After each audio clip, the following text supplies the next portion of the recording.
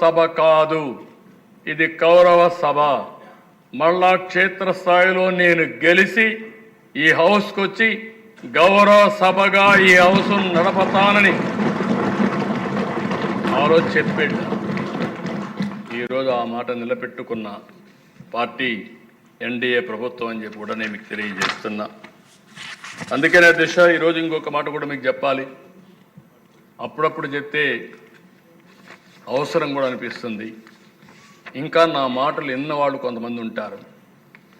ఎవరైనా సరే ఆడబిడ్డల జోలుకొస్తే అలాంటి సైకోల్ని మాత్రం వదిలిపెట్టనని మరొకసారి హెచ్చరిస్తున్నా.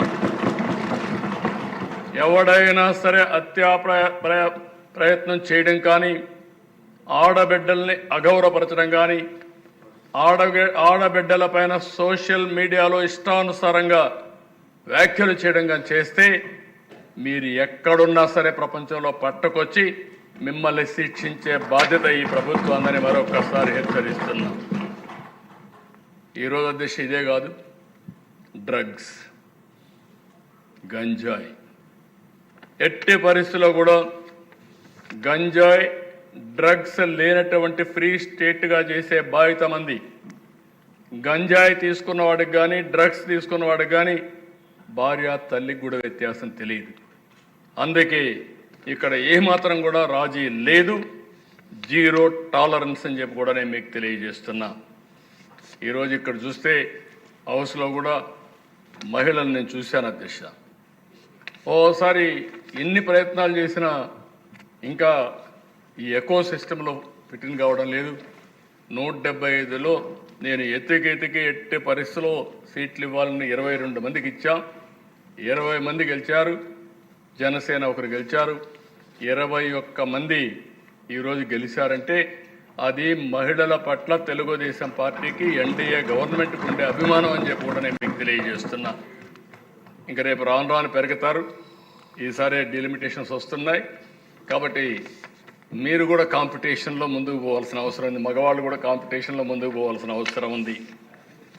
నిన్ననే ఒక దళిత మహిళకి మళ్ళీ ఎమ్మెల్సీగా ఇచ్చాం. దానికి నేను గర్వపడుతున్నానని చెప్పి కూడా నేను మీకు తెలియజేస్తున్నా. ఇంకొక పక్క నిన్నే చెప్పాను, 13 రకాల ఫీచర్స్తో శక్తి యాప్ తీసుకొచ్చాం. Complaint, safe travel, family counselling, night shelter, emergency contract వంటి 13 ఫీచర్స్తో ఒక యాప్ తీసుకొచ్చాం. 164 శక్తి టీంలు ఏర్పాటు చేశాం. అదే మరి పోలీసులతో నేరాలు చేయించే పరిస్థితి ఉండదు. ఈరోజు ఇది చూశారు, చిత్తూరులో ఒక ఇల్లు దొంగిలించడానికి ఒక 5-6 మంది వస్తే 2.5 గంటల్లోనే పట్టుకొని ఛేదించిన ఘనత పోలీసులకు దక్కిందని చెప్పి కూడా నేను మీకు తెలియజేస్తున్నా. వాళ్ళని అప్రిషియేట్ చేస్తున్నా. అలాంటివి ఇంకా కూడా మనం చేయాల్సిన అవసరం ఉందని చెప్పి కూడా నేను మీకు తెలియజేస్తున్నాను. అదే మరిగా దిశ ఈరోజు ముందే నేను చెప్పాను, 2-3 విషయాలు మీ అందరికీ చెప్పి చేస్తాను. దీపం కింద ఇప్పుడు 3 సిలిండర్లు ఇస్తున్నాం. ఇప్పటికే 96,66,552 మందికి గ్యాస్ సిలిండర్లు ఇచ్చాం. దగ్గర మీరు చూస్తే 94,76,000 మంది తీసుకున్నారు. 753 కోట్ల రూపాయలు పే చేస్తున్నట్టు. ఇది కంటిన్యూస్ ప్రాసెస్. ఒక సిలిండర్ అయితే ఇంకొక సిలిండర్ తీసుకుంటూ ఉంటారు. ఇది కంటిన్యూగా పే చేస్తాం. దీనివల్ల మీరు ఒకసారి చూస్తే దిశ ఈరోజు గ్యాస్ కనెక్షన్లు అయితే ఏ మాట అయితే నేను 3 సిలిండర్లు ఇస్తా అన్నానో ఇప్పటి నుంచి సంవత్సరానికి 3 సిలిండర్లు ఇచ్చే బాధ్యత, ఉచితంగా ఇచ్చే బాధ్యత ఎన్డీఏ ప్రభుత్వం తీసుకుంటాం. ఇంకో పక్కన దిశ ఈరోజు మీరు ఒకసారి చూస్తే ఏదైతే అన్నా క్యాంటీన్లు కానీ అవన్నీ పెట్టాం. రెండోది పెన్షన్ నేను చెప్పాను. ఈ మే నెలలో తల్లికి వందనం 15,000 రూపాయలు ఇస్తా అన్నాం. ఒకరే కాదు, ఒక తల్లికి 3 ఉంటే 3కి ఇస్తాం, 5 మంది ఉంటే 5 మందికి ఇస్తాం. దాంట్లో ఎలాంటి నిబంధన ఉండదు. దీంట్లో 2 కూడా ఉన్నాయి. ఒకటి తల్లికి పిల్లల భారం తగ్గించడం, రెండోది జనాభా పాపులేషన్ మేనేజ్మెంట్ కూడా చేయడం ముఖ్యమైన ఉద్దేశం అధ్యక్ష. నిన్నే అధ్యక్ష మీరు ఒకసారి చూస్తే నేను ఒక సెమినార్ ఒకటి పెట్టాము అధ్యక్ష. ఆ సెమినార్ పెట్టి పాపులేషన్ మేనేజ్మెంట్ మీద సెమినార్ పెడితే అక్కడ కొన్ని వాల్యుబుల్ సజెషన్స్ వచ్చాయి. మనం చూసినప్పుడు మన రాష్ట్రంలో కొన్ని మనం ఎన్ని చేసినా కూడా ఇంకా చేయాల్సిన పనులు చాలా ఉన్నాయి. అలాంటి సమస్యలు చూసినప్పుడు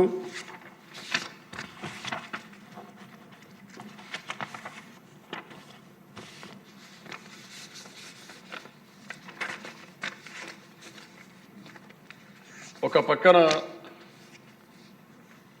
1.5కి వచ్చాం మనం రీప్లేస్మెంట్ లెవెల్ టిఎఫ్ఆర్. 2.1 ఉంటే జనాభా బ్యాలెన్స్ అవుతుంది. 2.1 కంటే తక్కువ ఉంటే జనాభా తగ్గుతూ వస్తుంది, ఏజింగ్ ప్రాబ్లం పెరుగుతూ వస్తుంది. నిన్న కూడా నేను చెప్పాను, ఈ దేశంలో 2047 వరకు మాత్రం డెమోగ్రఫిక్ డివిడెంట్ అడ్వాంటేజ్ ఉంటుంది మనకు. ఇప్పటికే చాలా దేశాలు ఏజింగ్ సమస్యతో సతమతం అవుతున్నాయి. మొన్నే జపాన్, జర్మనీ యంగ్స్టర్స్ కావాలని చెప్పి అడిగే పరిస్థితికి వచ్చారు. మన దేశంలో ఉండే యువతను వాళ్ళు తీసుకునే పరిస్థితికి వచ్చారు. మొన్నే మీరు చూస్తే సింగపూర్ లాంటి దేశం వేరే దేశాల నుంచి అడాప్ట్ చేసుకుంటున్నారు మంచి బ్రిలియంట్ స్టూడెంట్స్ని. అలాంటి సందర్భాలు వచ్చే పరిస్థితి వచ్చింది. ఈరోజు నేను ముందుగానే చెప్తున్నా, జనాభా మేనేజ్మెంట్ అనేది చాలా ముఖ్యం. సౌత్ ఇండియా జనాభా తగ్గుతూ ఉంది. నార్త్ ఇండియా, యూపీ, బీహార్ వల్ల ఈరోజు జనాభా బ్యాలెన్స్ అవుతూ ఉంది. ఒక మాటలో చెప్పాలంటే బీహార్ 3 టిఎఫ్ఆర్, యూపీ 2.4, 2.3 ఉంది. అదే ఆంధ్రప్రదేశ్ వస్తే 1.5, తమిళనాడు అయితే 1.4, కేరళ, కర్ణాటక 1.6. ఈ టెండెన్సీ కానీ ఇదే మరి కొనసాగితే ఇంకొక 10 సంవత్సరాల్లో మనం కూడా 0.7, 0.5 పడిపోతాం. అది చాలా ప్రమాదం. నేనే ఒకసారి ఫ్యామిలీ ప్లానింగ్ ప్రమోట్ చేశా. మళ్ళీ హౌస్లోనే నేనే ముఖ్యమంత్రిగా మళ్ళీ పాపులేషన్ మేనేజ్మెంట్ గురించి మాట్లాడుతున్నాను అధ్యక్ష. మారిన పరిస్థితులు అధ్యయనం చేసుకొని సమాజ హితం కోసం ముందు చూపుతో ఆలోచించితే తప్ప సమాజానికి న్యాయం జరగదు. అందుకే దీన్ని కూడా నేను తీసుకొని వచ్చాను. అందుకని ఈ అసెంబ్లీలో మొన్నే బిల్లు పాస్ చేశాం. ఒకప్పుడు 2 పిల్లల కంటే ఎక్కువ ఉంటే స్థానిక సంస్థల ఎన్నికల్లో పోటీకి అర్హత లేదు. ఇప్పుడు అది తీసేసాం. కానీ ఇప్పుడు 2 పిల్లల కంటే తక్కువ ఉంటే పోటీకి అర్హులు కాదని ఒక బిల్లు తీసుకురావాలి. మళ్ళీ రివర్స్ చేసి దాన్ని బిల్లు తీసుకురావాల్సిన అవసరం ఉంది. ఆ స్టేజ్కి వచ్చాం. దీన్ని అయితే ఇది డిఫికల్ట్ టాస్క్. ఎందుకంటే అధ్యక్ష, సంపదకి పాపులేషన్కి చాలా వైరుధ్యం ఉంది. డబ్బులు వచ్చిన వాళ్ళందరూ కూడా పిల్లలు కొనాలంటే వాళ్ళు ఏమంటున్నారంటే ఒక ఇండస్ట్రీ పెట్టుకోవడం చాలా ఈజీ. ఒక ఇండస్ట్రీ పెట్టేసి ఒక సీఈఓని పెడితే వాళ్ళు రన్ చేస్తారు, పిల్లలైతే మేమే చూసుకోవాలనే పరిస్థితికి వచ్చాం.